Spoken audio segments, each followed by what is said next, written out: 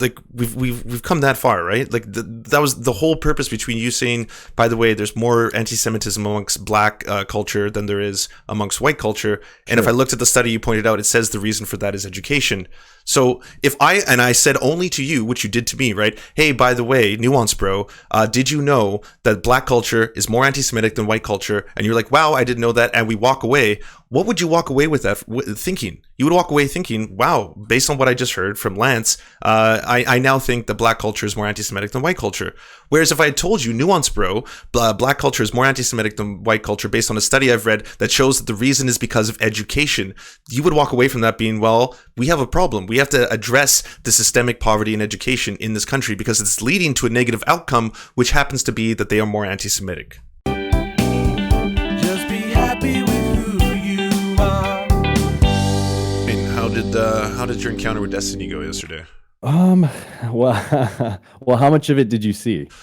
I saw maybe like 30 minutes of it. I'll be honest, I wanted to have this before because I was like, oh, he's going up against Destiny. Like, I don't want to be in this like long list of people that apparently you have to debate one after the other. And then I wanted to be Goro in the list of like Mortal Kombat bosses. But now Destiny gets to be Goro and I have to be Shang Tsung. No, that's not true, actually. We could both be really low on the tier and you're going to move on to like two people who are even bigger. You're debating Hassan or something tomorrow, aren't you? Well, that would be, it's funny about Hassan because back when him and Destiny were friends, like he suggested that they both team up to dunk on me. Mm-hmm. And then I asked Hassan, I was like, hey, why don't we actually have a discussion? And he didn't want to. And he said, oh, I would just be trying to mooch off his bigger platform, which back then, I'm pretty sure I had a bigger platform than he did. Well, I guess technically that's what I'm doing right now. You're mooching off me or? Yeah, because you have okay. like 150,000 subs on the YouTubes, don't you? Yeah, and I haven't been making too many YouTube vids lately, but. So yeah, I guess should we just get right into it? Oh, but you wanted me to talk about just a little bit like. Oh yeah, sorry, yeah. Tell discussion. me a little bit about Yeah, so this I don't know. I mean, I did have a private discussion with Destiny, as did we, and I felt like with Destiny we had like a good faith private discussion, but even a lot of Destiny's fans who were like watching that discussion or debate or whatever, they were telling me, like they've never seen him so, I guess, like angry or like hate someone. And he was just, I don't know, it just seemed like really bad faith the way he was coming at me, accusing me of lying and things like that. And I don't know. It was just kind of I've seen Destiny much madder at a lot of different people. Okay, maybe. I mean, this is just what his fans have been telling me, but yeah, fair enough. Have you ever seen him and Vosh? The screaming matches? He was way angrier at Vosh than he was at you, and then they're friends now.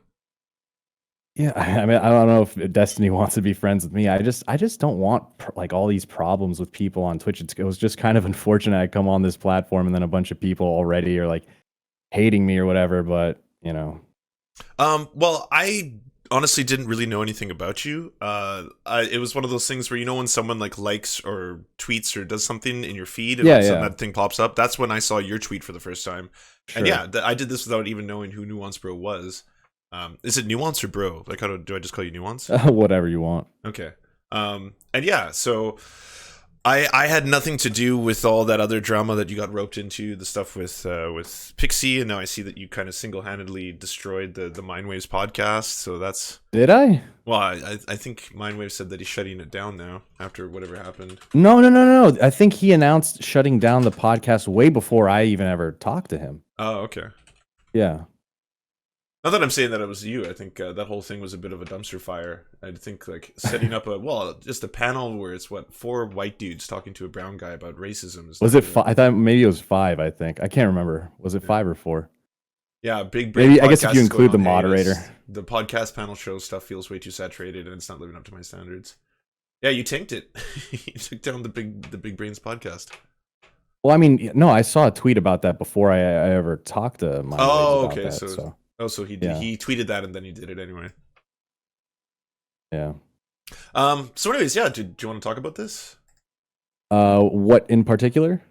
Well, I mean, as soon as I retweeted this, you said you wanted to have a discussion about this tweet. I mean, like, I could get into it right away just by looking at the tweet itself, right? Sure. I told you when you wanted to have a private conversation, I don't want to pull up like your history of tweets. I'm more just concerned about the ones that we you and me had a back and forth on, right? Sure. So so it says we need to put more resources into cracking the code of this mystery of the high rates of coronavirus infection amongst African Americans, and then you got a link to the Chicago house party where there's the stripper story. So like, I'm guessing you'll probably come out and say that it's a joke, but it's a joke meant to incite a conversation, right? There's something to that. Well, so when people hear the word joke, they think like, oh, he's trying to say like, oh, he wasn't serious about any of this. No, it's absolutely a serious issue, and I'm trying to bring light to a serious issue. The whole idea behind obviously, in some ways, it's obviously tongue in cheek, right? Like, obviously, I'm not literally saying, can you link me the actual tweet real quick? Yep. Yeah, so it's in the Discord. tweet itself. So it says, we need to put more resources into cracking the code on this mystery of higher rates. So obviously, I don't literally think it's like this mystery, right? That we need to, like, that's obviously tongue in cheek. I'm sure you would recognize that. That's the joke, right? This is the that's the tongue in cheek part. The McBain part of it. That's the joke, right? Part of the tweet. The what? The McBain? No, it's a Simpsons reference. I don't know if you used to watch Simpsons when you were a kid. No, I don't get the reference. But, okay, no worries. Yeah. So, but what I'm saying is, because when we see these press briefings where they talk about, some of the disproportionate rates in the African American community, of course, there's a disproportionate rate in the African American community, and they're giving certain reasons. But I don't like when they only give you part of the picture. There's obviously more context to that, and I feel like they're only focusing on the sort of more politically correct reasons for why there is that disproportionate sort of difference there.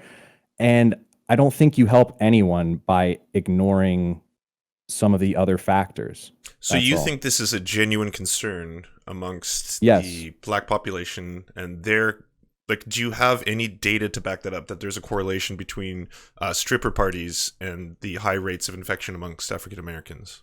Sure. So we don't have to say like stripper parties in particular, but any gathering indoors in general poses a risk when it comes to the coronavirus. You would recognize this, right? Yeah, of course.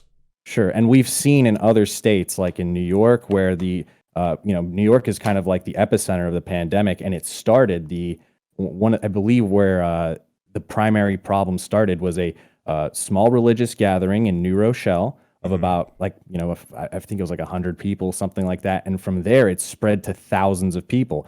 The big super spreader in the state of Connecticut was a small group of 50 people at it seems like an upper class sort of party or whatever, probably white people there, and it spread from there. You could imagine that in a case like this, you realize this is a public health hazard. You would recognize that, right? Yeah, I don't think anyone's sure. And the Chicago mayor came out very, she came out, she was really pissed about this. She held like a press thing, and she was saying, we will treat you like criminals, period. Like, if you do this sort of thing, like most of the community came out really strongly against this. Yeah, I'm not going to dispute any of that, but what I am going to say is that this sounds like it's an isolated incident, right? So if you did have data in which you can demonstrate that there's a correlation between the amount of stripper parties that are happening in the African American community and the spread of COVID-19, then I would say, okay, we have something to talk about. But by just taking this one isolated incident and saying, hey, by the way, we cracked the mystery, like now we know why there is higher rates of infection amongst African Americans. Well, no, hold on. Well, obviously, I'm not saying this is the only reason. You know that as well. Yeah, no, I know. Right? Yeah, I mean, it's multifaceted. I'm just saying there's certain aspects that they're ignoring. So here's some of the data. If you want, I can link it to you. This is a Philly Tribune survey, and they surveyed people to see like to what level they're actually, adhering to the social distancing guidelines. What was it here? Yeah, 54% of African Americans reported they were less likely to reduce their social contacts since the outbreak started in the city, compared with 64% of whites, for example. Now, they were more. Yet blacks reported that they were more likely than whites to stay at home during the pandemic, 39 to 35% respectively. Sure, you can stay at home and still engage in social contacts, for example, right? But that would directly refute what you're trying to say in the link that you just provided me. No, it says both in the. You're saying the thing it contradicts itself. It says blacks reported that they were more likely than whites to stay at home during the pandemic. Yes, and look right above it as well. You're saying that it can happen both at home, sure, but the Yeah, problem would and be we people even saw leaving with the data from New York that Cuomo presented, where he said, 66% of new infections are at home, 18% in the nursing homes.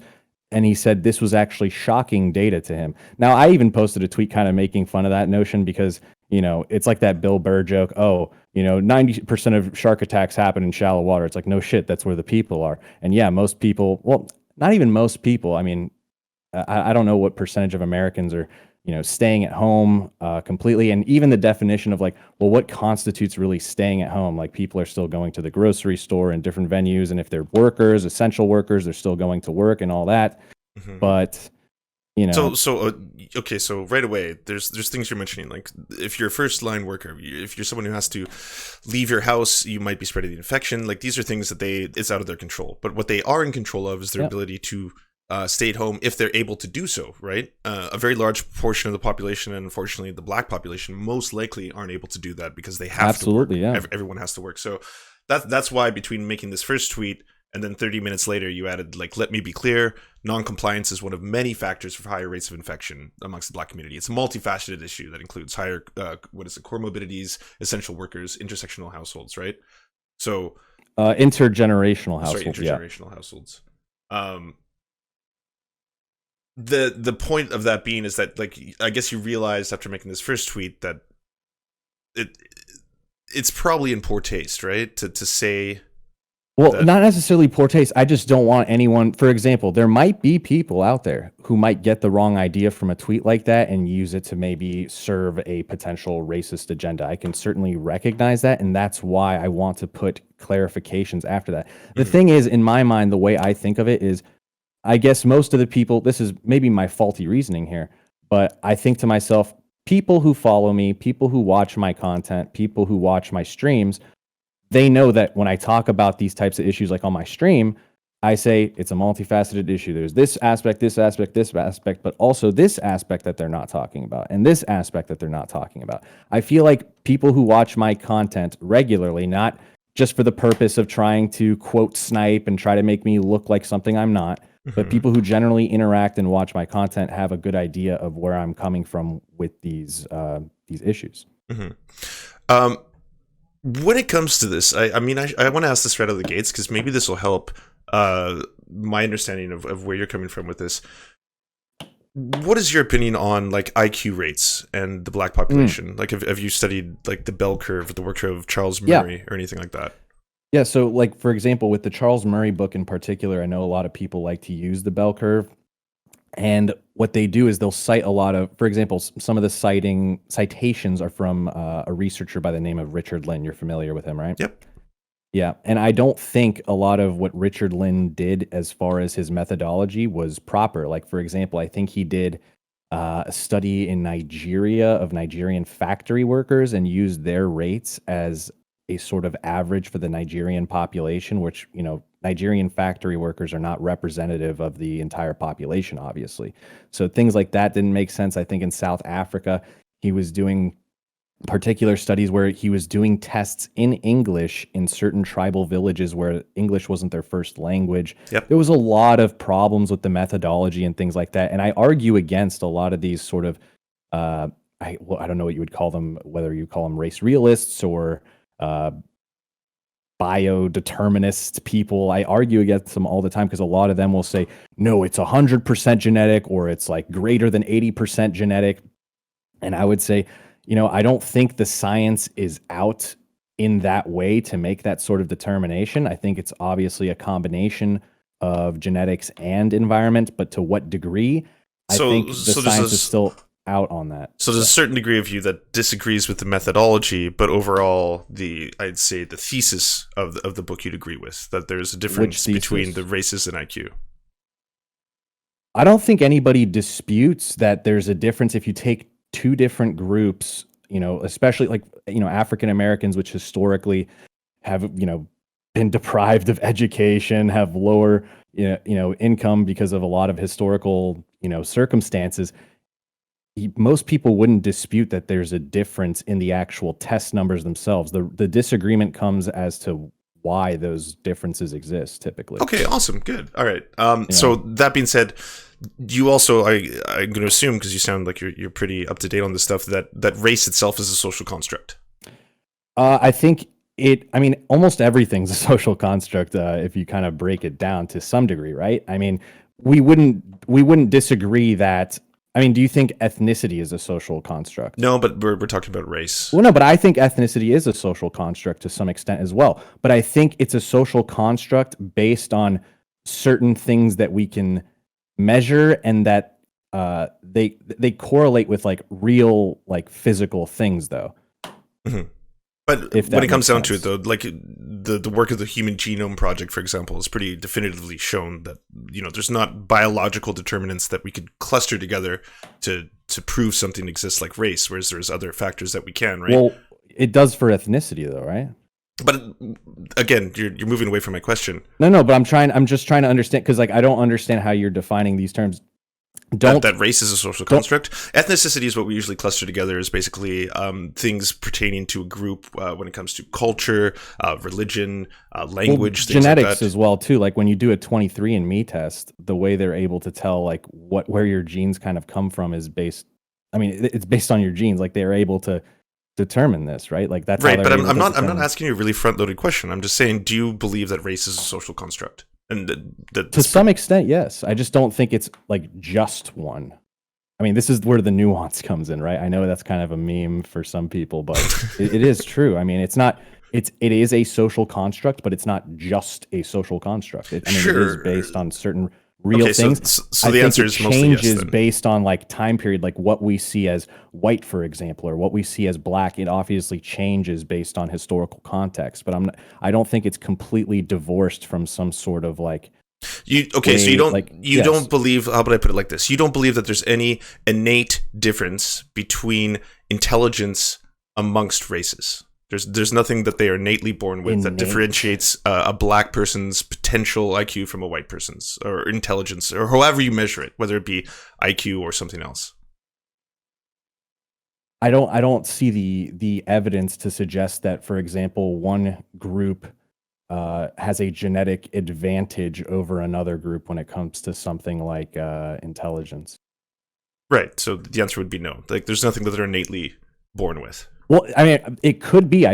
We just don't have the evidence, is all I'm saying. So, well, we kind of do. We've mapped the entire human genome, so we know now that there's not like biological determinants that would determine someone's factors. Well, no, I think most intelligence researchers. I don't think most. I mean, in science, typically you don't say we've proven that this is not the case, because you can't really prove a negative, really. So they don't say that. Okay, so. Then, to the best of your ability, you do not think that there's any innate difference between intelligence and the races? Like difference? I mean, I think when you almost take any like two groups, you'll find differences. Like almost kind of just that's the nature of almost statistics, really. I mean, you take that. I mean, like almost any two measurements of any sort of quality, if you separate two groups onto something, you typically find differences. It seems like if you took two random populations like here and then over there, and it's like, okay, fine. Is there a difference in height? Okay, usually there tends to be. Is there one in intelligence? There tends to be. Now, are those differences, for example, in intelligence based on genetics? I don't know, but yeah, I guess I basically agree with what you're saying.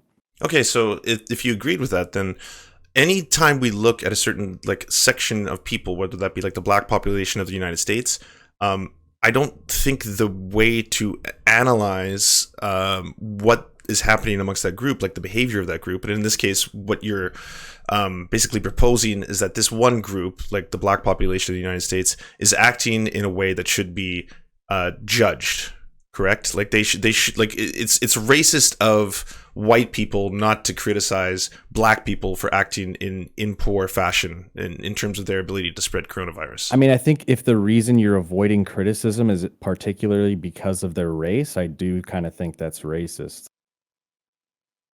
Sorry, you cut off what was the last part you said? Oh, I said I think if you're ignoring or trying to avoid criticism of a particular group because of their race, I think that's kind of racist.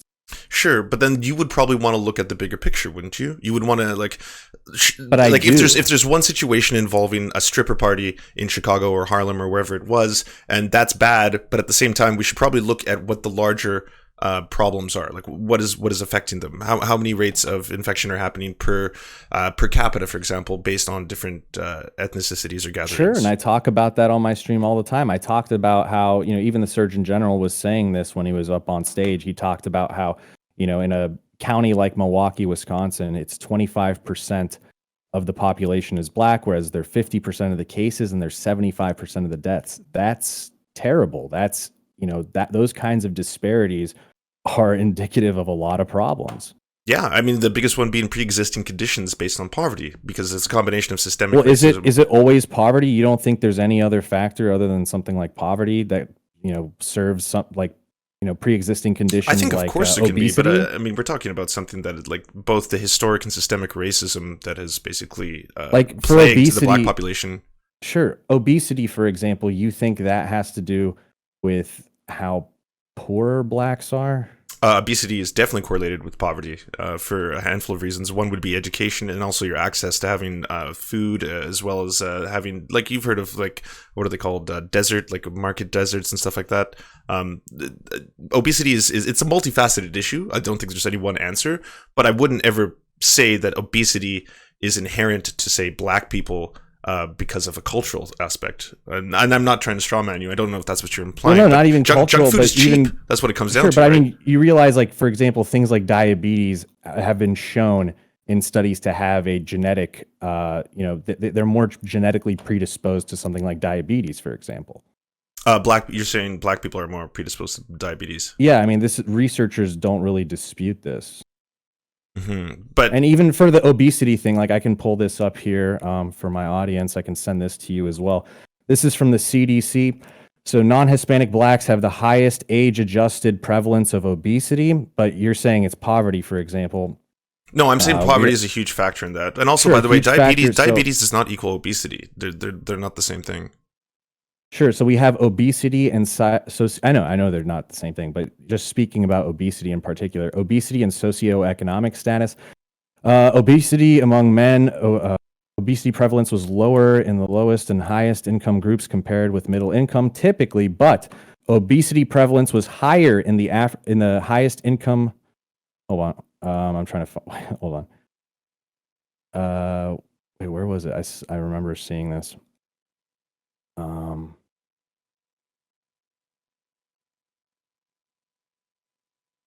And I'm going to assume you're talking about type 1, right? There's two types of diabetes. No, I'm not talking about diabetes right now. I'm trying to find okay. a specific point. Higher.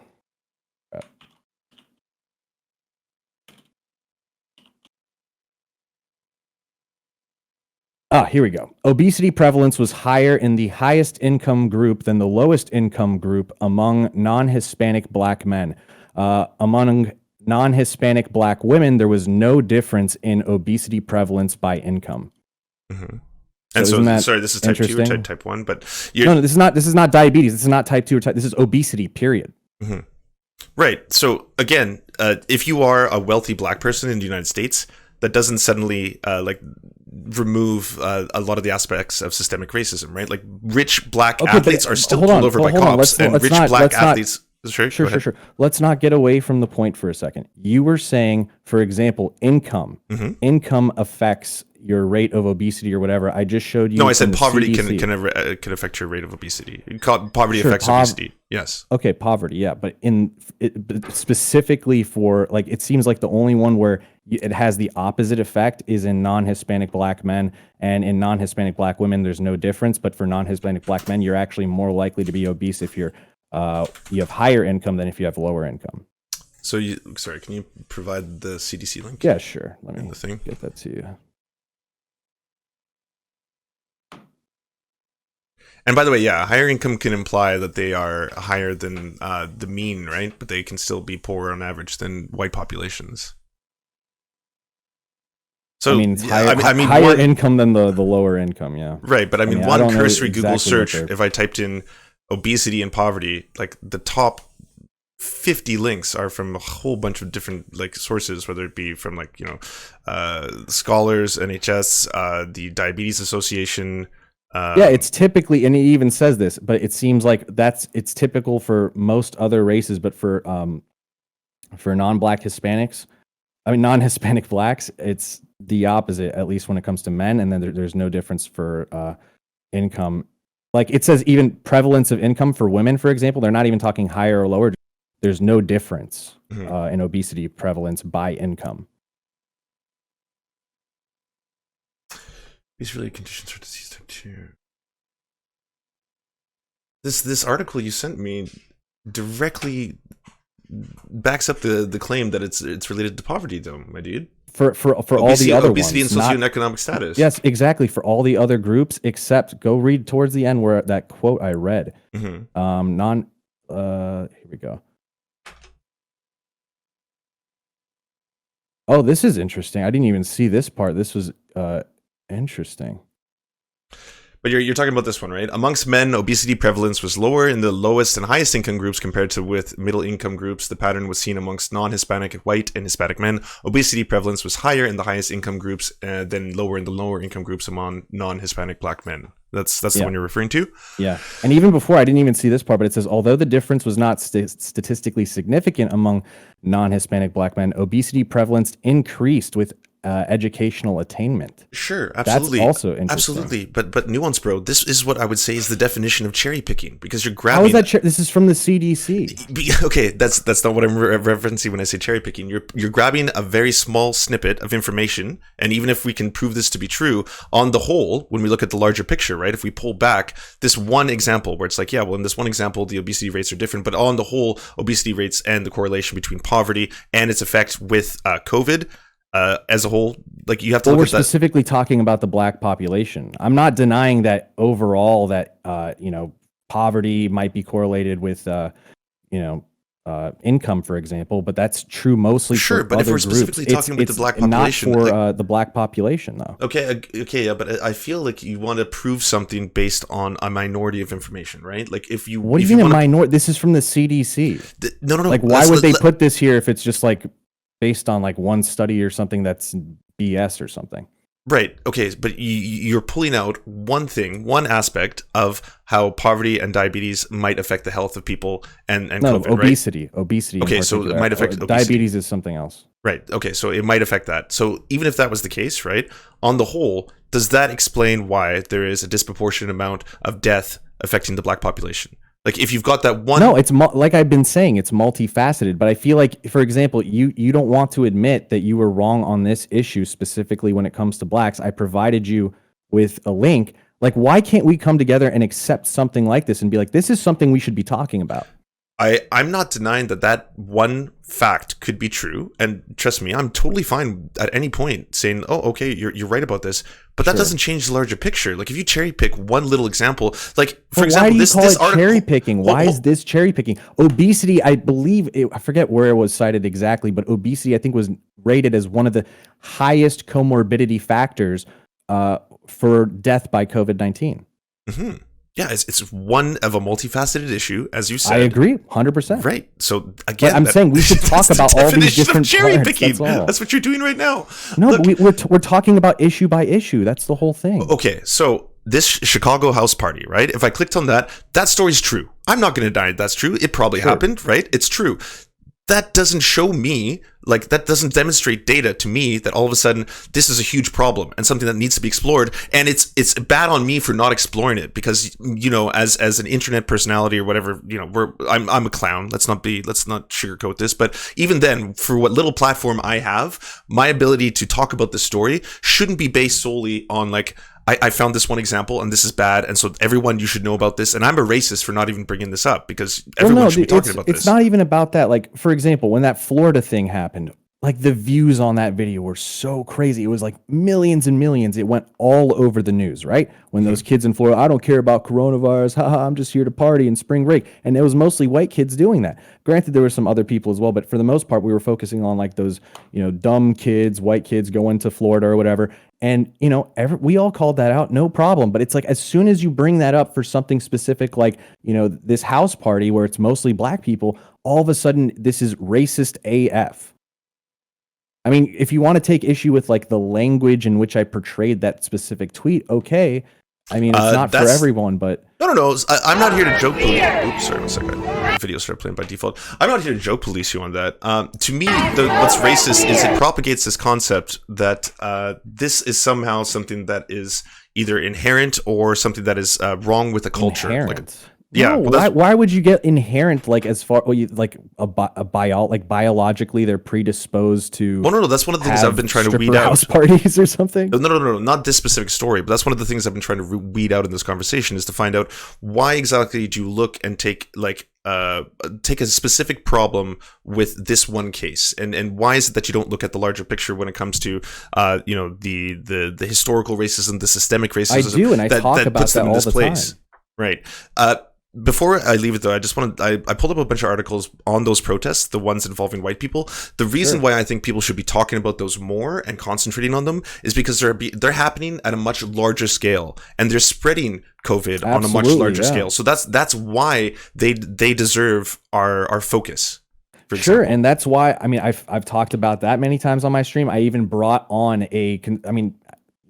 he might not like me calling him this, but a conspiracy theorist. He might not like the term, but I brought on a conspiracy theorist who was arguing that basically the numbers are bullshit. His argument was we should open up completely and not do anything, which is not my position. My position is more along the lines of still maintain social distancing, wear masks, do all these different preventative measures. Certain venues shouldn't open up because they're indoor spaces with lots of people, and that's where infections spread. Like all these different things, was a more, I guess, reasonable, nuanced position. But he wanted to argue against it, and we brought him on, and I was showing him the graphs and the overall deaths, not just based on the classification. And yeah, we talk about this stuff all the time, and we condemned a lot of those protesters who are going out and just they're putting out anti-vax messages and things like that. We don't support that. So another thing when it comes to that is you want people to be talking more about aspects of, I guess, the either the black community or black culture, and how they're not how you said they're more predisposed to what is it? Certain comorbidities, yeah. Well, superstitions, stuff of that nature. Oh, conspiracies, yeah. Yeah. All that is deeply entrenched, again, in historic racism, right? I brought this up in our private conversation, things like the Tuskegee syphilis experiments as well. Absolutely. Or when it comes to HIV and the AIDS epidemic in the United States, there was a huge amount of, let's just say, fear in the black community, because if you were to come forward about any of the things that might be one of the signs that you might have an early onset of HIV infection, there would be a huge amount of stigma placed upon you, so that they weren't coming forward. But also, hold on. The same thing is happening right now with COVID, apparently. There's huge... Oh, yeah. Yeah, and like even in India, for example, they're like, literally, if they think you have COVID, they've killed people who they thought might be positive for COVID, and they find their body in like a gutter or whatever. It's crazy. But in the black community, for example, for the HIV thing in particular, there was always this sort of very homophobic idea that only gay people could get HIV, especially early on in the process. Well, that wasn't just the black community. That was just I'm not saying it was America just. en I'm not masse. saying it was just, but you recognize that there's disproportionately more homophobia in the black community than there are typically in, for example, like the white community. Right? No, sorry, citation needed. Really? I don't recognize that. I might not have the homophobia one on me as of this moment, but it's generally recognized. Like most people wouldn't dispute this based on the data, but sure. I mean, like, I'm not going to ask you to. You can, if you have it on hand or something, but sure. But even a lot send of it to me forms of offline too. Sure. But even a lot of forms of bigotry, like I just feel like we don't talk about it if it comes from the black community, because there's this idea that you can't talk about that. Like anti-Semitism was one I brought up, in the first discussion with Destiny. Unfortunately, we didn't get to talking about that in the second discussion, but would you recognize that anti-Semitism is something that's more prevalent among the Black community than other communities typically? Like the ADL has done studies on this, for example, and they've measured these attitudes. Again, that's a citation needed for me. Like it's Okay. This is the first time I'm hearing of this. Sure. Yeah. I can send them to you. But so the claim you're making is that anti-Semitic attitudes are more prevalent amongst Black communities of the United States as well as homophobic attitudes? Yes. Wow. It's true though. You dispute this. Like you're actually disputing this. Well, I have nothing to base my dispute or on, you but just don't know? based on my feels over the reels, this sounds a little bit strange to me. Yeah, I'll say at the very least. But yeah, it's not something I have any facts to back this up with. It's something I would push back against just based on its very nature. So you would push back against that by its very nature. But what if someone made a similar claim about white people, for example? Like you wouldn't push back against that on your very nature, would you? Well, no, I would. I would still say this. Really? Like, you don't think there's any one group in America that's more racist, that's more bigoted? But Yeah. here's the thing: this gets back to the crux of what we started with. These groups don't exist in the way you think they exist, right? Like these groups, the idea of the white race, the black race, and the black race as a whole is more racist than the white race, or the Jewish race as a whole is more racist than the white race, or the white race is the most racist. All these things, these are just the way that human beings are classifying people based on the melanin in their skin. Right? They're not actual real things. They're clusters. If you want to talk about an ethnic group or societal group together, and that as a whole has formed more racist beliefs, that's something sure. But we you talk don't about. deny that there's a Black community in the United States, right? Like they even see themselves as the Black community. Oh, absolutely. Now we're getting onto something completely separate, though. But to say that like Black people are more racist than white people, or white people are more racist than Jewish people, like this whole thing to me kind of gets into the race realist side of the internet. Okay, but you just said you recognize like the Black community and Black people who see themselves as Black. Like that's what we're measuring when we do these polls. You're measuring people who identify as People Black who in the identify as these things, even if we personally don't like it, here's the thing, I don't like having to talk about race and all that stuff all the time. It annoys the crap out of me. I gotta say, when I go to some of these events and I meet people who consider themselves race realists or whatever, like that shit is so exhausting. I hate when people just focus on that and that's all they focus on. They're obsessed with it. It drives me nuts. I don't like it. I'd rather just live in a society where people are just cool. I just want people to be cool and nice to one another for the most part. Like, I don't know why everyone's so obsessed with it, but there are certain issues that impact certain communities disproportionately compared to others. And I think that's important to talk about. I think when it comes to these issues, though, if the way you're going to talk about them is pointing out that this is a multifaceted issue, one we have to talk about, and this is one that is, obviously affecting disproportionately this one community, and the way I'm going to bring it up is through the stripper story. That's very different, right? Like you can't say that like I hate people who play the id poll game while you're playing it yourself on Twitter. I'm sorry, can you say that again? I'm saying you can't hate on people who play the identity politics game, right? Like you just said you do, and then you're playing it yourself on Twitter. Like this is id poll. Like this is what it is. You mean when I was being attacked or accused of being a racist and then No. This happened before that whole happened. Which thing are you talking about? The tweet, the whole point of this conversation, the original tweet. We need to put more resources into cracking the code of this mystery on the higher rates of coronavirus infection amongst African Americans. That's you playing identity politics, right? Well, it's not identity politics. Identity politics, the way I see it for the most part, is when you're typically saying something like, "Oh, like this group has more."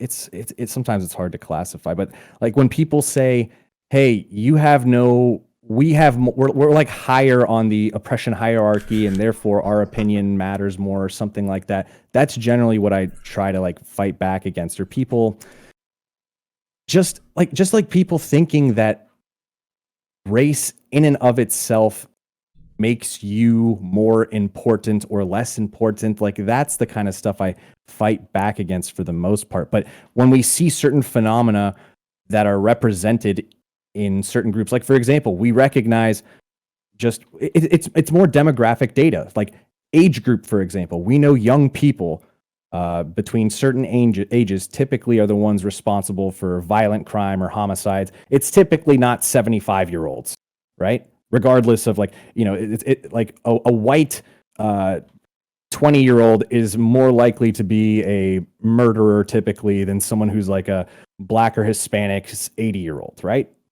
Sure. I'm Yeah. guessing at a certain age, you lose the ability to stab people. Yeah. I mean, yeah. There's obviously like, but that's why we look at data and we try to see like, you know, where certain things are kind of disproportionate and try to figure out why. That's why that data is kind of important. Sure, right? but you gotta see the correlation here. You're saying like, I don't like when people do this thing where they kind of grandstand or talk about race and stuff, and like, I understand that, but that is exactly what you're doing in this tweet. Like, this is the definition of identity I'm politics. against really people who are kind of like, for example, racial determinists, and they think like, no, like the people, for example, when they argue against like they're the anti-immigrant type who they're not doing it for reasons of necessarily economics or even cultural cohesion. They do it specifically for like racial reasons, and they want to establish like a ethno state or something. Like I'm against that stuff. Yeah, that's fucking disgusting. It should be fucking condemned. But I mean, like, my point here being is that I think this kind of stuff, like you seem on the good side of history when it comes to all this. Like you're down with the fact that it's a multifaceted issue. You understand that there's a lot of systemic and historical racism that is causing these kind of problems. But then I think if you're tweeting out things that will be most likely interpreted and or just, you know, contribute to an atmosphere that already marginalizes a certain group, like that isn't helpful. And I'm not saying whether or not you want to do, like, you have full rights to do that. I'm never going to stop someone from doing that. But I mean, freedom of speech isn't the same as freedom of consequence, is what it really comes down to. Sure, I'm not. None of my arguments were ever from a freedom of speech perspective. I wasn't saying like you were trying to crush my freedom of speech. I wasn't trying to make that argument. But I think at the same time, what you're saying as far as me being harmful in my rhetoric by pointing out some of these disparities, I think it can equally, if not be more harmful, when people try to ignore these types of disparities and not talk about them, or even like particular reasons for those disparities. If they only talk about the politically correct ones while ignoring the other ones, because I always hate when people try to treat people strictly just only based off of race differently than other people. That really bothers me. So when I can make all the jokes I want about white people, nobody cares. That's totally fine. But if you make jokes about black people, or if you do like a Chinese impression, which, you know, some of the Twitch people got on me recently, which I think was ridiculous. You know, like I can, like, even the guy who was one of the people on the panel, he was totally cool when I decided to do my French Canadian impression. He was like, "Wow, that was a pretty good impression." Blah blah blah. But he was really mad for the Chinese impression. And it's like, you're literally asking me to treat people differently strictly on the basis of race. Have you spoken, because I don't want to be the voice of this, but have you spoken to like Asian Americans about that subject? Like, have you had other Twitch streamers? Have you brought on Aiko Rules, for example? She's wanted to talk to you about that. For a while. I don't know who that is. You brought that person up in our private conversation, but I really don't know who that. I honestly thought that was the whatever you say boomer girl. I thought that's who you were talking about. But no, I mean, the point being is that I think that kind of argument, I'm not going to be the one to joke police you, because frankly, that's just not my thing, right? But I think that kind of argument would come up, and someone who is Asian American could be the one to speak to you about it. Most likely what they will say is that the French Canadian accent, that's not an oppressed group, right? Whereas if you ask them, they might think they're oppressed. I mean, if you look in Canada, like, they're trying to declare their independence from Canada, and they think the majority Canadian population is, you know, suppressing their rights as Quebecois, you know? Sure. But I mean, we can't look at these things just through like, personal feels or anecdotes or stuff like that. You have to look at the larger picture. And when it comes to systemic racism, which are the oppressed groups, right? That's why most likely people don't get mad at you. Am I part of an oppressed group? I don't know what your group is.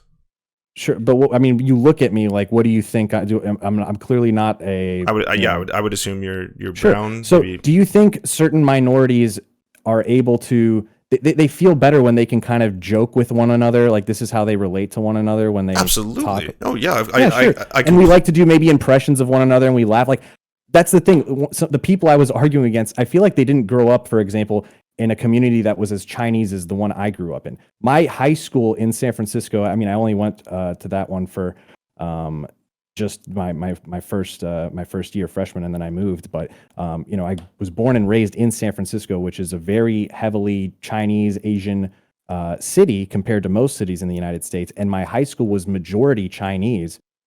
And like, you're asking if I've talked to people. My whole growing up was me talking to them about almost everything and doing impressions. Like we would riff with each other all the time. This is how we bonded.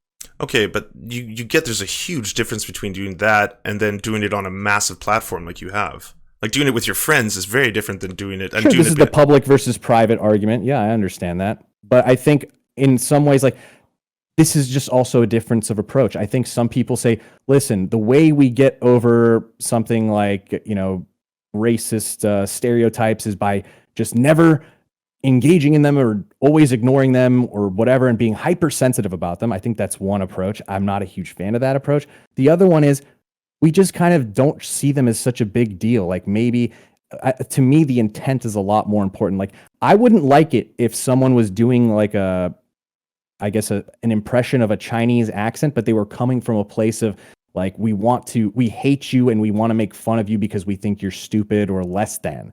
But when you're doing it because, you know, you're just maybe good at doing that impression, or you enjoy doing it, or that's how you kind of relate to people, and it's just fun and it's funny. I think that's a lot different, and I think context matters a lot, and intention matters. Absolutely, it does. Like how much you know about jumping Jim Crow, for example? Jumping Jim Crow, the figure. Oh, like from the old minstrel shows, what the entire basis of the Jim Crow naming of the Jim Crow laws, for example, was based on. I'm guessing maybe you know more about that, I would imagine. It's not a subject that I would ever consider myself a professor on, but I would definitely say that, like, for example, the idea of jumping Jim Crow in the minstrel shows, that was to create and vilify like African Americans as the other, to dehumanize them, to make them appear more like, you know, whatever have you, animals or something that was lesser than human, so they could justify a lot of what they were doing. And that has been kind of prevalent throughout American culture up into basically now, right? It hasn't really changed. So the intention there matters a lot, right? Absolutely, it does. So if your intent is to point out, like if you're going to make, you know, either jokes or commentary or whatnot, and your intent is basically to point out, hey, by the way, I just want to bring light to this issue because I think that they are being oppressed. This is a multifaceted issue. This is a systemic problem. That would be one thing. And like you said, your intent matters. And that's why I would say pointing out things that happen to, let's just say, occur in a minority, right? Like they don't occur all the time. There isn't constant stripper parties going on all around the United States. I would never suggest that. Right. So, but the implication would be through that joke that you are suggesting it, right? And that we've cracked the case. And we found out why. And it's not just stripper parties, but it is because, and you've mentioned this numerous times in this conversation, because they are not being held accountable for their actions, such as, you know, being superstitious, gathering in groups, stuff of that nature, right? Well, I don't know about the being held accountable part. Yeah, I don't think I ever said that. But there's an implication, right? We need is to there an implication of being held accountable? I think in a sense they are being held accountable right now by the Chicago. When we were speaking earlier, you were like, why don't people bring this up? Why don't we talk about it? Why but that's different than those people being held accountable. I think we need to talk about those things because it's a problem. Mm-hmm. It's not about holding like individuals accountable or whatever. I think like the Chicago mayor is already kind of doing a good job of that, and she came out and she was very, you know, she was very strong in the way she worded things, and a lot of people were calling her a fascist for her response or whatever. So, I should bring up some of these.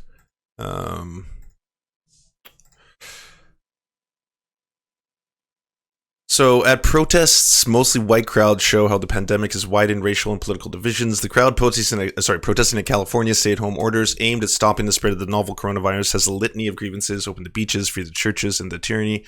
There's like a deep racial divide between a lot of these, especially when it comes to, again, mostly white protesters protesting in these areas, causing problems.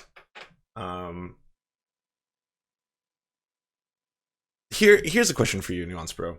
And this might be a bit of a pivot, but I'm still like, as we're talking about coronavirus, like I said, I wanted to talk more about COVID stuff than just, you know, joke policing, because that's not really my thing. By the way, I have the thing for the anti-Semitism, the ADL study I was talking about. This one's from 2011. Sure. There are more recent ones, but they show pretty much similar data. If you want here, can you put it in Discord? Yeah, someone just put it in chat real quick. But I've had this before and I've talked about it. But this is an 2011 one. But there are like 2018 ones, for example, as well. But like I said, shows similar data. If you go to page 32 on the document. Okay. Well, like me say, can you just give me time offline to read about the racism? Yeah, sure, amongst things, yeah. But here's one thing I wanted to talk to you right about. The Elon Musk stuff. Because you got a quote tweet with Elon Musk, the Lord and Savior. It says the time to open California, not 100% obviously, but a total lockdown for 2 months is dumb and does more harm than good. Sure. And what are your thoughts on this? I don't want to straw man you here. So yeah, no problem. So I believe California is already opening up in a lot of areas. Recently, they've announced that, and it was also part of this global map because most states are actually opening up very soon. And I forget who did this analysis, but they were showing like which states that are opening up that are not in compliance. And California is actually one of those states that's deciding to open up. Gavin Newsom's opening up, but it's not in compliance with the federal guidelines for phase 1, phase 2, phase 3, phase 4, and all that stuff, as I'm sure you probably know. But I think, for example, Elon did post a tweet about the hospitals in California and the different predictions from Newsom and how they've changed over time and what the actual data is and how most hospitals in California are like half empty. Sure. What does that have to do with anything? Sure. So let me ask you this. What do you think about Sweden's approach to the coronavirus, for example? I think it was misguided. Sure. And is that strictly based off of their higher deaths per capita? I think them not following the basically suggestions of the World Health Organization, which was to not do what they're doing, that you should be basically locking down society and not engaging in regular business, was very short-sighted.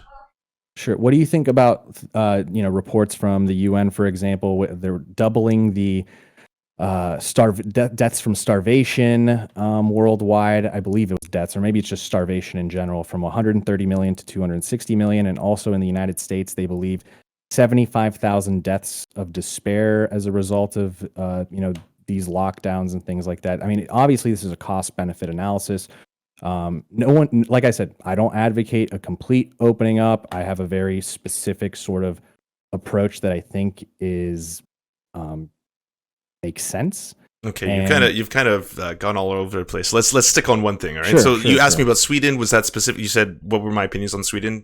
Sure. Like, by what metric is it strictly based off of like deaths per capita that they're doing bad? Because I think a lot of people mistake short-term outcomes for what's going to end up happening in the long term. And in the long term, we might end up actually just getting those level of deaths anyways. Potentially, like they just might reach herd immunity faster. Okay, so there's some great things to unpack here. One, sure. What is your end goal here? We probably want to minimize death, right? Just overall, yeah. Death versus the economy. I mean, you're not trying to put a human cost on life. Well, I think there's deaths on both sides in that case. Like you can have deaths from keeping the economy closed for too long as well. Sure. So if we look at the models that have been done by the countries that have done this successfully, and we can even look at, I can tell you my own personal experience being in British Columbia, where we've flattened the curve almost as fast as North Korea. But if we look at the countries that have done it properly, sorry, South Korea. Yeah, that'd be amazing. I got stats on North Korea no one knows about yet.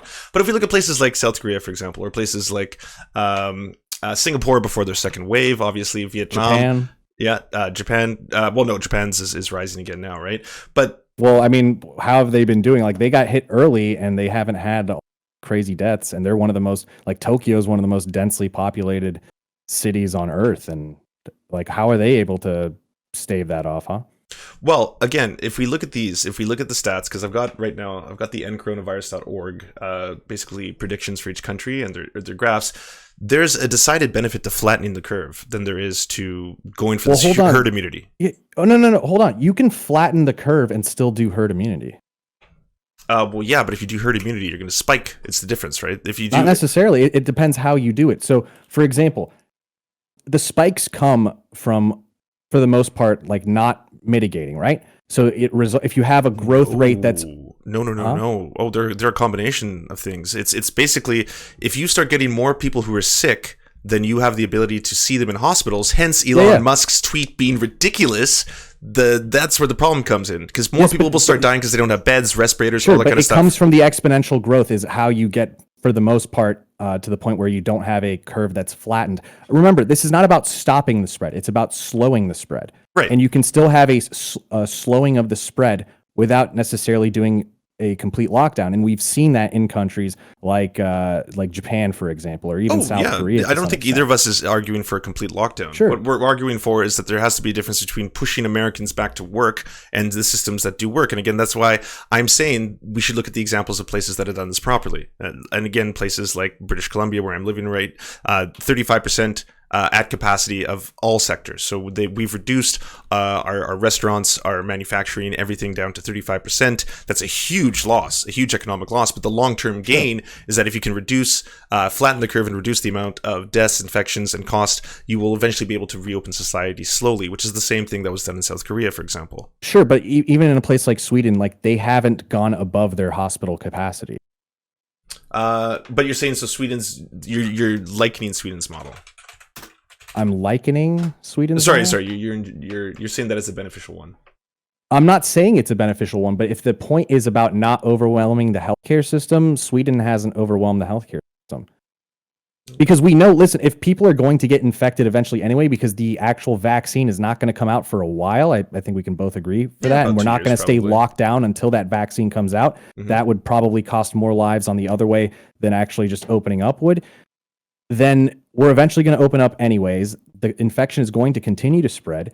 And people are still going to die. Sweden is a perfect example of not doing this. I'm looking right now. If you look at worldometers.info, so I can show you all the numbers on Sweden.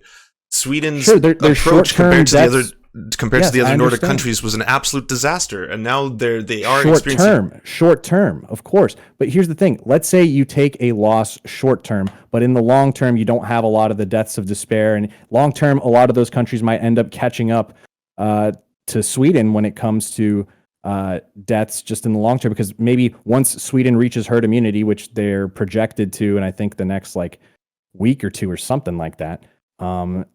Then the scientific rationale is, based on how we know viruses work, would be that once there's herd immunity, the spread slows, you don't have the exponential growth, and then for the most part, healthcare system's not overwhelmed, and it hasn't been overwhelmed in Sweden, and then you're kind of good. I'm not saying that's the model to go towards, but I'm saying they haven't seen their hospital systems overwhelmed.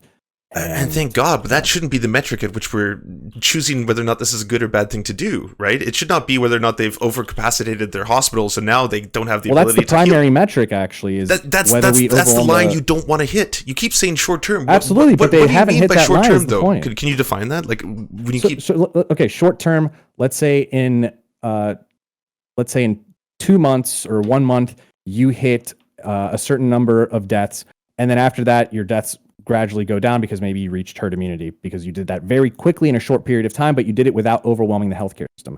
In other countries where they're going to have to open up eventually anyways, and they're not going to stay closed all the way through until we get a vaccine. Oh, I get it. Okay. No, okay. Yeah, so when they open up, and then long what you're term, describing over in 8 months or whatever, then they might reach the same or more deaths potentially. Totally. But what you're describing in Sweden is false. It disproves your own idea. So what you're trying to achieve, right? You want to achieve that herd immunity where it spikes up. Ideally, you have enough hospital capacity to sustain that, and then it drops right down, right? Is that what you want to see in the United States as well? No, it's not about what I want to see. I'm just saying, I'm saying, look, this is an example of a country that didn't do a total shutdown and they haven't overwhelmed their hospital. But that is more a testament to their medical system than it is to whether or not this was a good idea to do. Well, no, I think it's actually more of a testament to their, because a lot of people, this is why I disagree with people who say we should all be like Sweden. I've talked against this actually multiple times. It's because they have more hospitals. That's why they have a better medical system.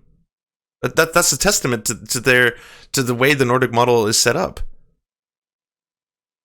I forget the exact number as far as the actual hospital capacity, like beds per capacity, beds per capita and things like that. I forget the exact numbers, but the point is, I was actually advocating against that system for all countries. I think it's very case dependent, and I think even in the U.S. we have to be kind of more region specific when it comes to a lot of this stuff. You know, what's right for a super densely packed metropolitan area or even city like New York City might not be the solution for a very rural area where people are not coming into contact multiple times in a short period of time.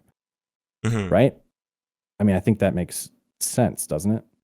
And you have to weigh the costs. But again, if I'm looking benefits. at the actual numbers in Sweden, and you're saying you don't want to point to this as a good model, and I would definitely agree with you, because if you compare it to the other Nordic countries, of the two models, the one you probably want to achieve more, unless you are fine with a complete loss of human life, has to be flattening the curve. It takes a much longer. It's much more difficult for the citizenry and for everyone's mental health. But in the long term, because we keep talking about the long term, more people will live. Less old people and poor people will die. You don't know that necessarily though when it comes to the long term, because remember, a lot of these places are still kind of in like lockdown mode for the most part. As they open up, there's going to be more cases, for example, than when they were locked down, right? That's kind of how it works. When you open up, you're going to have more cases unless you have herd immunity. But if you don't have herd immunity, that's the idea. That's kind of what we saw in Singapore with the second wave. Once you open up, you get a second. Yeah. So we don't know. In the case of Singapore, it was an outside infection. If you have herd immunity, you don't have second waves, right? That's kind of how it works. Yeah, okay, but you're making a lot of presumptions. First off, absolutely. That's exactly. Herd immunity only applies if you are actually able to get that. Like if there's no mutations, which is I agree. Not the case. That's why Sweden's model is very risky. I've talked about that, and that's why I said, for example, in a place, I don't think Sweden's model would work for a place like Italy. They have very different cultures. They have very different rates of intergenerational households. You go to a market in Sweden. Nobody talks to each other if they don't know each other. In Italy, it's like, hey, how's it going? You know, kiss each other on the cheek. It's very warm culture. Everyone's kind of like, you know, talking to each other. In Sweden, before they even go outside, like they're a naturally socially distant culture to begin with. They like literally look through their peepholes before they go out the door to make sure they don't run into any of their neighbors. Sure, that's. I mean, those are some great anecdotes, but I guess we agree on the same thing. Well, it's not really an anecdote. It's generally recognized about like those are cultural differences between the two countries. Sure, but then I guess you agree with me. What Sweden did was not a good idea. We shouldn't do that. We should not be potentially. I'm not. I don't like 100% know either way. I'm not saying that's what we should do in the United States. I've already said what I think we should do in the United States, which is to follow this Elon Musk model. It's time to reopen California. No. Not 100%, obviously, but a total lockdown for 2 months is dumb and does a lot more harm than good. In California, based on the stats we've seen for California, yeah, I do think it's dumb. And it seems like Gavin Newsom might even agree. Now they're opening up, so. That doesn't make it the right idea, though. I mean, we can see what's going to happen, and we're seeing it in real time.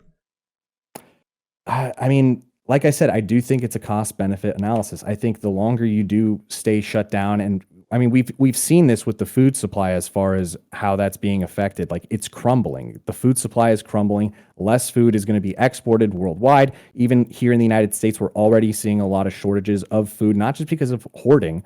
It's because the supply lines are actually being heavily impacted. Farmers are literally having to throw away food because, you know, I mean, a lot of people don't know how the food supply chain works. I'm by no means any expert. But even if you have the food like to actually produce, the transport itself can be impacted. If the factories, if they close down and there's no demand, and then they're not asking for any shipments, then the food doesn't ship. And who are you going to send the food to? They're just not sending it to people because they can't be processed. The food has to be processed before it can be consumed, and the processing plants are closing down. This is a big problem. Sure, but you're really pivoting right now. Like, how is that pivoting? That's a huge issue. So that's the justification for you to want to reopen California is that if you don't reopen California, the food supply not completely. Like, I don't think nightclubs should be open. I don't think bars should be open. I think those should be absolute sort of last phase. But I do think it makes more sense, for example, to quarantine vulnerable populations that have higher risk factors than just everybody. Can I ask you this? What do you think nuance means? Nuance means not everything's super black and white. There's shades of meaning. No, it means a subtle or a slight change or variance in something. As in, like, the definition that NuanceBro just gave of the word nuance didn't display nuance because it was wildly different than the actual definition of the word. I mean, I think it was a decent definition, but okay. I mean, I don't know why you're trying to bring up the definition of nuance. You want to talk about pivoting? Well, because it's your entire brand. It's the entire ethos behind all of this. And if you're telling me that like it's time to reopen California, it's going to be a great idea. We got to do this right now. Well, it's not about it being a great idea. It's my argument would be it's the lesser of sort of two evils. We're not in a great place. I mean, this virus is real. It exists, and yeah, I do. Obviously, infection rates are going to go up without a doubt. That's just kind of how it works. But you can't stay shut down forever. And how we make that calculus of when we open up versus how long we stay closed. I mean, when do you think we should open up? We should follow these. Well, I am saying we as in like, I'm sorry, I'm not in America. I don't live in California, but in terms of what I would do, I would follow the guidelines of what has worked in other places and not go down the road of where it has not worked, such as Sweden, your example that you've pulled up, right? That is a bad example. In particular, are you like referring South Korea. To as far as or here's a good example, British Columbia, the province I live in. It's a model for the world right now in terms of what has been done. We're at 35% capacity, like I said. Next month, we're going to be moving up to 65% because our new cases will be down to 0. Now, that is going to stay hold up until the point where, of course, we open our borders back up and more people start coming into the province. That'll be a huge problem. But did South Korea do a lockdown? Well, the biggest thing that South Korea did besides the initial lockdown was that they were doing case tracing, and that's something that we didn't do as much, and that's something that everyone should do. And like, obviously, that should be another thing. They didn't shut everything down, though, did they? I'd have to pull that up. So I have NPR here, and it says how South Korea reined in the outbreak without shutting down. Here, bring this up for the audience. So this is a NPR article. As of this week, South Korea had just over 9,000 confirmed coronavirus cases, which puts it among the top 10 countries. But South Korea has another distinction. Health experts are noting that recently the nation has managed to significantly slow the number of new cases, and the country appears to have reined in the outbreak without some of the strict lockdown strategies deployed elsewhere in the world. Sorry, where did you put the link? I don't see it in the Discord. Oh, I didn't send it to you here. I'll send it to you right now.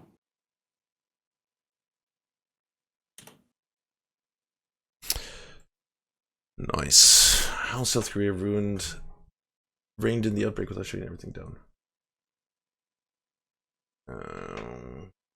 Someone's saying you didn't read both definitions of nuance. You only read one meaning, but in mid-January. Sorry, yeah. I'll get that one second. I'm trying to find what you're talking about. And someone was also saying Sweden has less beds per capita than the USA.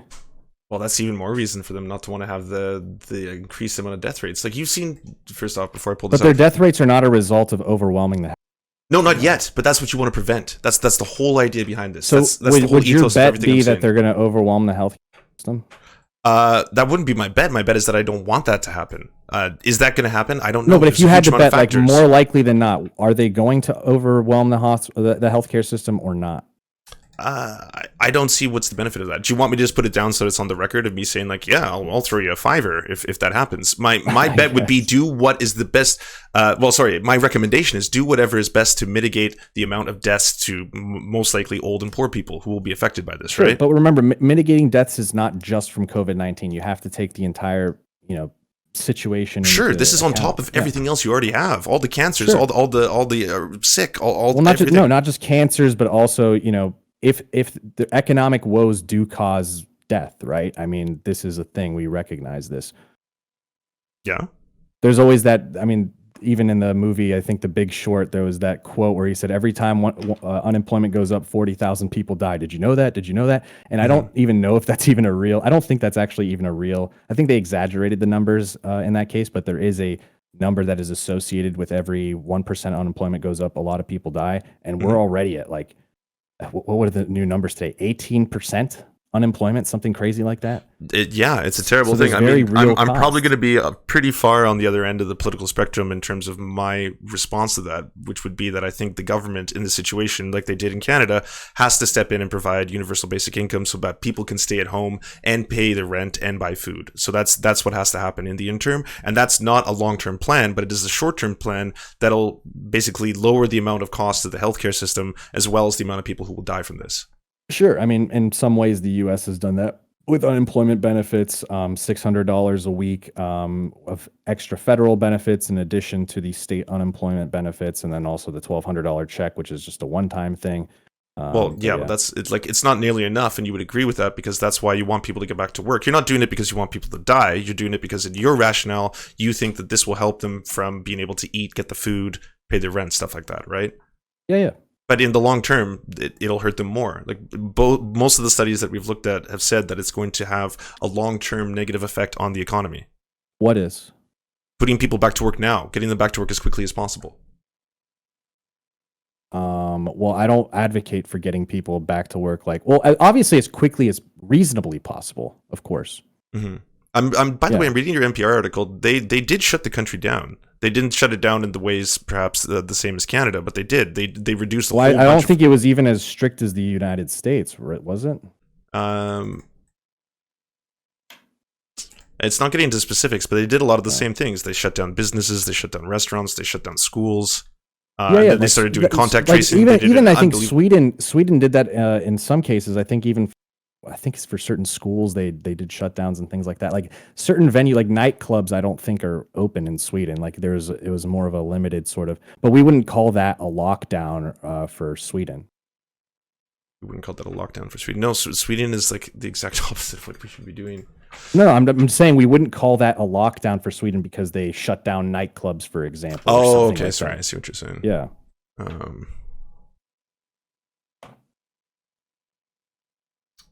Okay, you'll have to. I mean, I don't know if you want to re-examine a bunch of these. I feel like this is like the Destiny thing again, where I'm like, okay, I'll go through this. I'll read the studies on black people being more anti-Semitic than white people.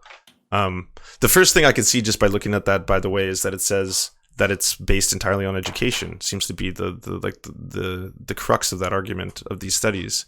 Is that the economic disparity and the education differences between people will result in higher rates of anti-Semitism, which is something I would probably agree with. I'm saying the different ways people are raised, but that doesn't again point out that there's anything intrinsic to black people. No one's saying like blacks are genetically predisposed or anything. That'd be ridiculous. But you're saying the culture genetically predisposed to hate a particular religion or a culture, like that doesn't make sense. Well, I'm glad.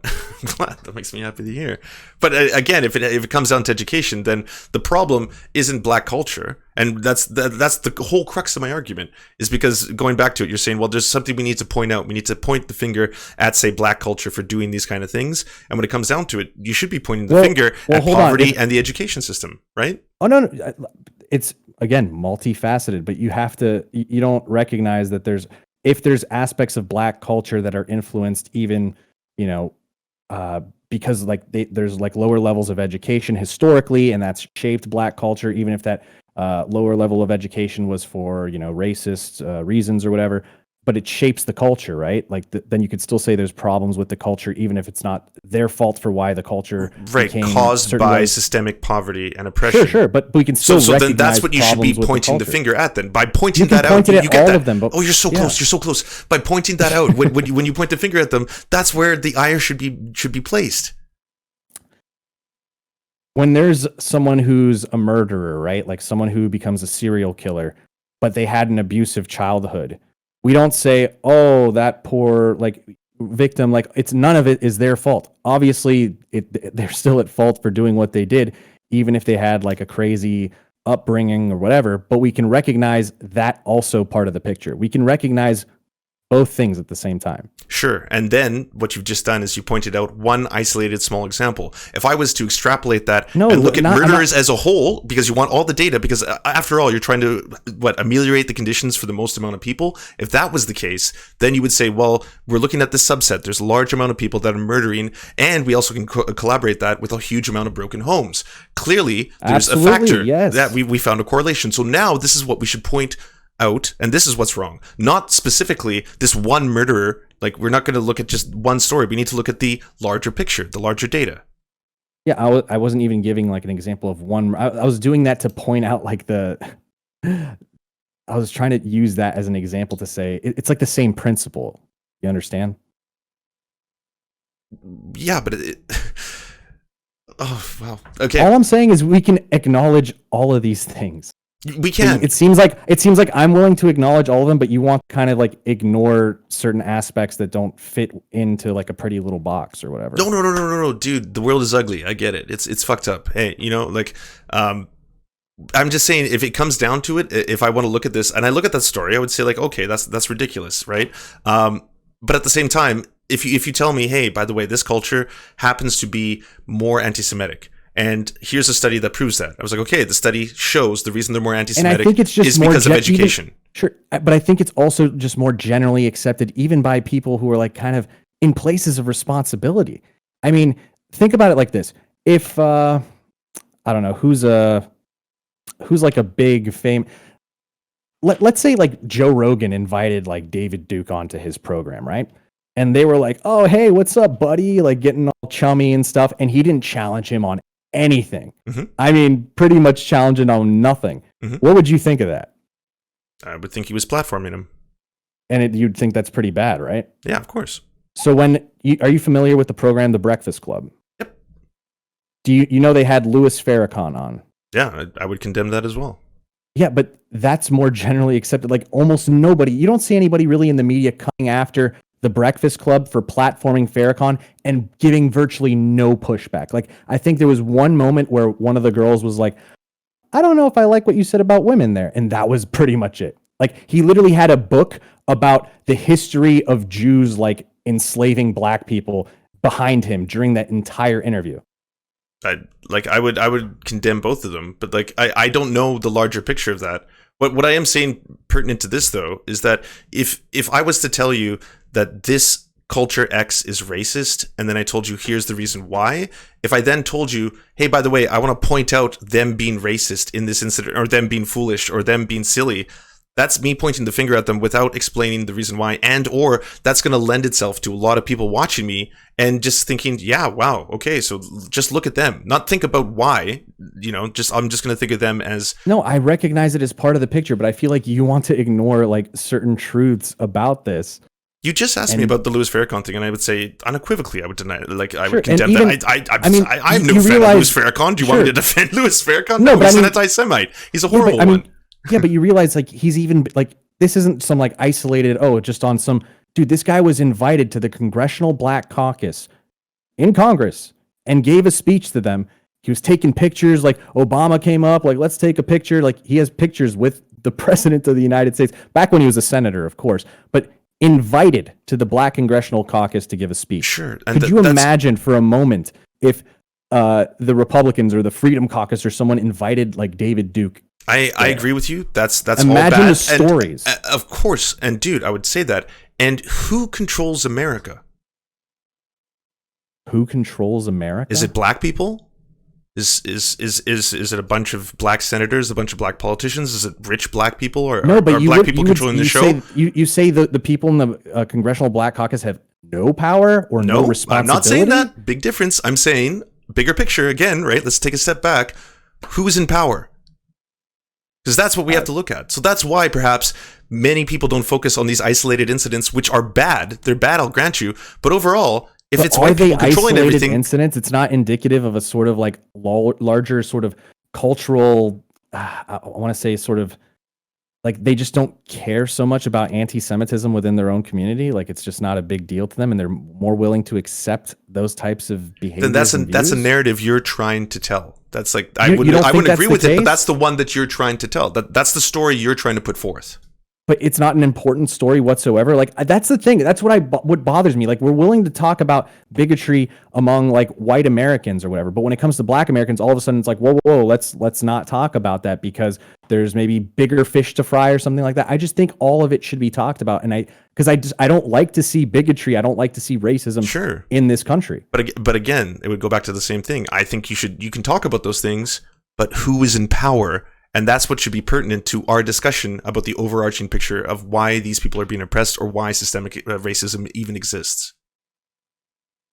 I mean, so who's in power right now? That you feel like is trying to hurt the black community in particular? Like, wait, do you want me to name a name? Like, it's David Duke. He controls it all.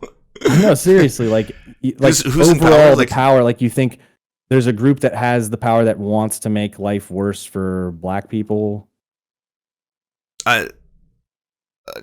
You're asking me to explain systemic racism or how power structures work or how our No, you're social saying hierarchy exists? but you're asking me who's in power. Okay, well, Donald Trump is the president of the United States. Okay. Yeah. And you Stephen feel Miller's like a part of he's his. done more against the black community than for it? Has he done specifically more for the black community? I'm telling you that there's a hierarchy here. All right, there's a system of people. But I mean, like the First Step Act, was that an anti-black piece of legislation? The first act. The Wait, First sorry. Step Act. Are we getting into defending Donald Trump's history on black people? Is that it? No, I'm just asking, like, if when he passed the First Step Act, was that an example of systemic racism? I'd have to check it out. I'm sorry, I'm not familiar with the First Step Act. Oh, okay. Yeah, I'll look it up though. But that wouldn't change anything. If you want to get into anecdotes, that's very different. That's the problem. I don't think a piece of major legislation is an anecdote. Sure, but again, you're pointing out isolated things. Like you want me to name one person in the same way I guess you were naming Louis Farrakhan. And sure, I mean we could run through a list of racist white dudes. That doesn't change the fact that the people who control the United States, in large part, happen to be white. They happen to be white politicians. They happen to be white businessmen. They happen to be white CEOs. Like you don't dispute that, right? Like there's a huge difference in the power structure between those two groups. Yeah. Well, what's the point? Like I'm trying to get like the exact point of this. I don't know. I don't know how else to explain this. What's the point? What's the point of systemic racism and oppression? What's the point?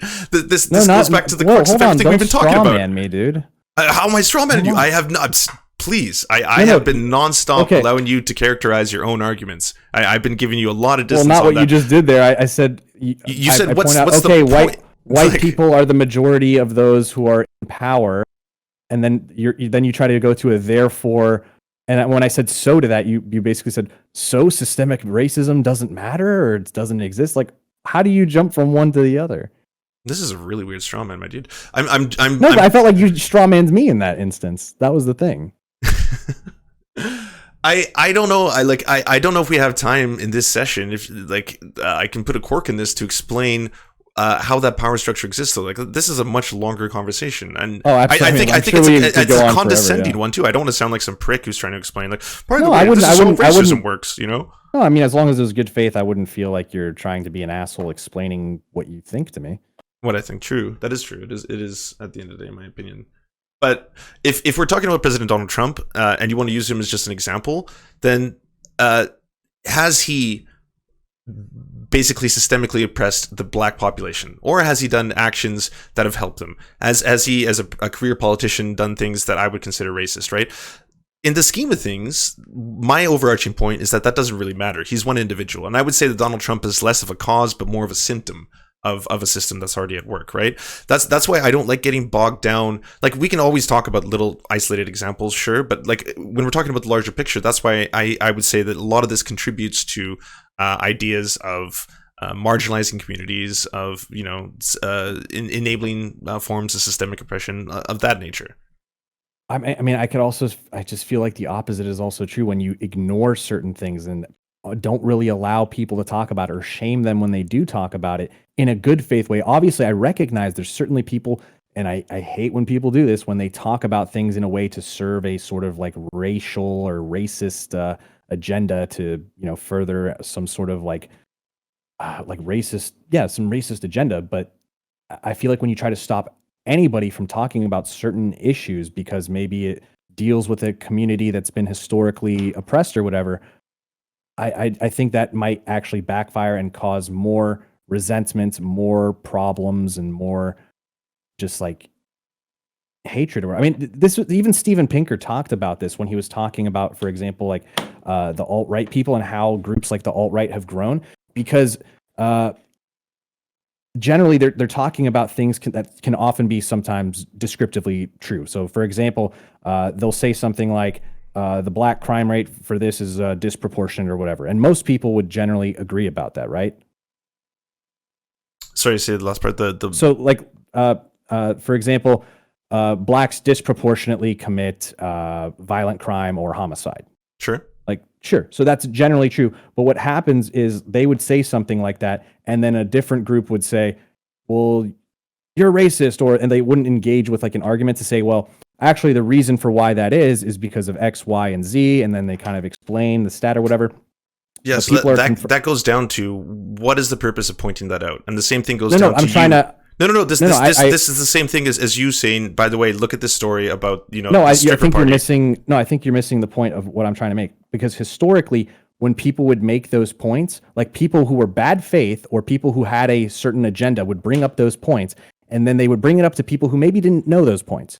So those people come out, and they're maybe coming out in good faith saying, wait, is this true what they're saying? And then sometimes even for asking the question or posing something, the other person would either say that's either not true, or they would say you're racist for asking or even talking about that.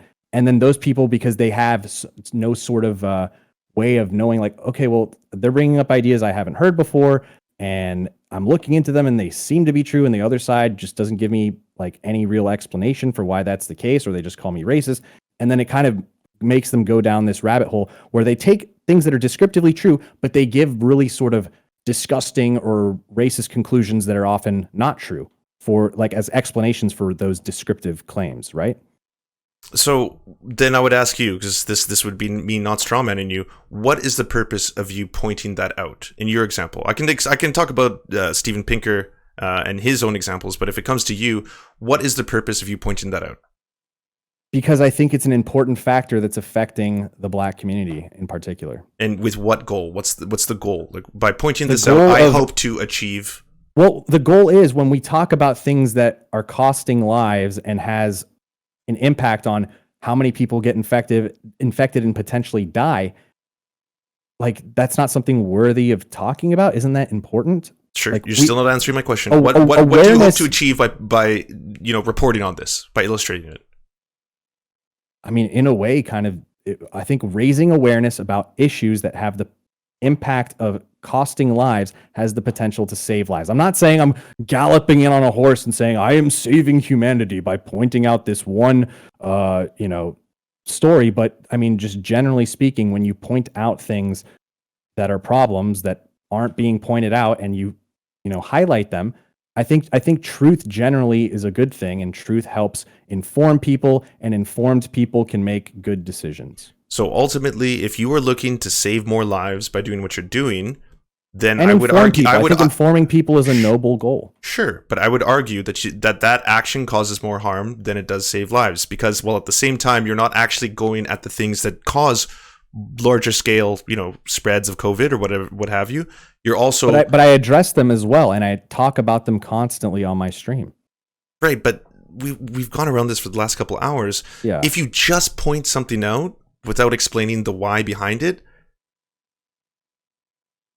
like we've come that far, right? Like that was the whole purpose between you saying, by the way, there's more anti-Semitism amongst black culture than there is amongst white culture. And if I looked at the study you pointed out, it says the reason for that is education. So if I said only to you, which you did to me, right? Hey, by the way, NuanceBro, did you know that black culture is more anti-Semitic than white culture? And you're like, wow, I didn't know that. And we walk away. What would you walk away with that thinking? You would walk away thinking, wow, based on what I just heard from Lance, I now think that black culture is more anti-Semitic than white culture. Whereas if I had told you, NuanceBro, black culture is more anti-Semitic than white culture based on a study I've read that shows that the reason is because of education, you would walk away from that being, well, we have a problem. We have to address the systemic poverty in education in this country because it's leading to a negative outcome, which happens to be that they are more anti-Semitic. Absolutely. Yeah, I agree. Okay, well then we're on the same page. You. Yes, you. Do you like cozy environments with other wholesome people? Well then come join the Discord. It's got a whole bunch of stuff to help you with creative endeavors, such as stock footage, royalty-free music, and an amazing community of people looking to help each other out and uplift your content. Join the Discord now by going to weareserfs.com. That's weareserfs.com. We would like to thank Miranda Marone. You are our monarch, and we thank you for our indentured servitude. We would like to thank our lords, Ricky Pilgrim, I'm Raft, Michaela Schmid, Tomospin, Ferrer Tajon, You are all the pillars of our organization. To our Knights of the Square Table, Paul Parafit, Daniel Kahn, Clement Chutskoff, Alan R., Josh Mickelson, and Dr. Zayas, Dr. Zayas, Cooper Pilot, Andrea Lynn Epperly, Dylan Bythe, Terry, Todd Buckingham, and Todd Lajeunesse. And to our merchants, thank you for taking mercy upon us.